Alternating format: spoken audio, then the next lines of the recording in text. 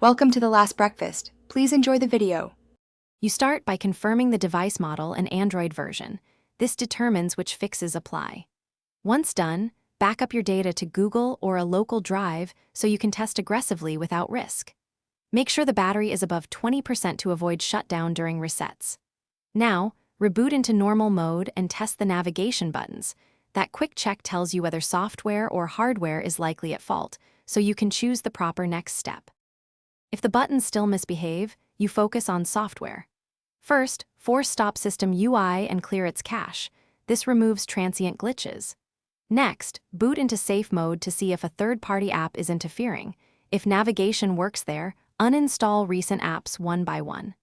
Make sure to update the OS and restore navigation settings or switch to gesture controls, then back again to reinitialize the framework. These steps remove corrupt state and often restore proper responsiveness.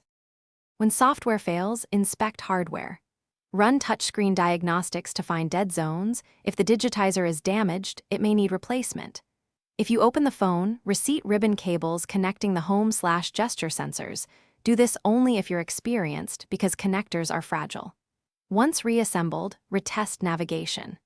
If problems persist, one key troubleshooting tip: try an external USB OTG mouse to confirm input circuitry. It helps decide between full board repair or simple component replacement. Thanks for watching. If this was helpful, leave a like and consider subscribing. See you next time.